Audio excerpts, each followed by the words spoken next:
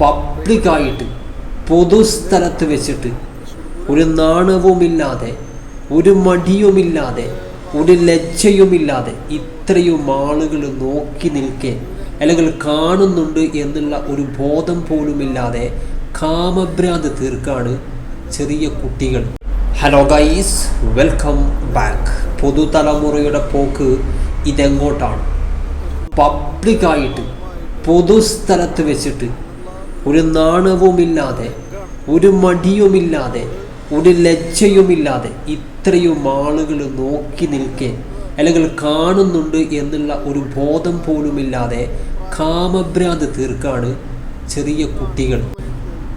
തൃശ്ശൂർ പൂരത്തിന് പോയ ഒരു യുവാവ്, കഴിഞ്ഞ ദിവസം നിങ്ങൾ സോഷ്യൽ മീഡിയ വഴി കണ്ട ഒരു വീഡിയോ ആയിരിക്കും ഇത്. ഒരു യുവാവ് അദ്ദേഹത്തിൻ്റെ കൺമുന്നിൽ വെച്ചുകൊണ്ട് കാണേണ്ട ഒരു അവസ്ഥ വന്നപ്പോൾ അദ്ദേഹം വീഡിയോ ഷൂട്ട് ചെയ്തു, സോഷ്യൽ മീഡിയയിൽ ഇട്ടു. എന്താണ് തെറ്റ്? പക്ഷേ മക്കളെ ശ്രദ്ധിച്ചിട്ടില്ലെങ്കിൽ മാതാപിതാക്കൾ ദുഃഖിക്കേണ്ടി വരും, ഒരു സംശയമില്ല.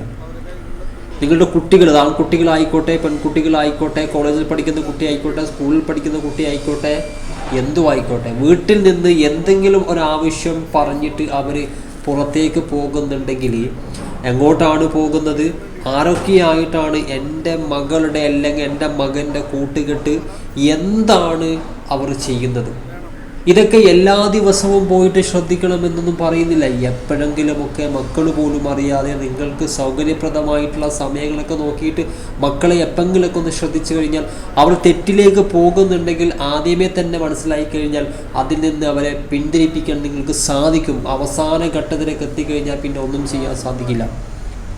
നോക്കുക, ഇത്രയും ആളുകൾ അവിടെ ഉണ്ടായിട്ട് പോലും പരസ്പരം കെട്ടിപ്പിടിക്കുന്നു, പരസ്പരം എന്താ പറയുക, കാണാൻ പാടില്ലാത്തതും ചെയ്യാൻ പാടില്ലാത്തതുമായിട്ടുള്ള അത്രയും പ്രൈവസിയോട് കൂടിയിട്ട് ചെയ്യേണ്ട കാര്യങ്ങൾ ചെറിയ കുട്ടികൾ എന്താ പറയുക പൊതുസ്ഥലത്ത് വെച്ചുകൊണ്ട് ചെയ്യാണ്.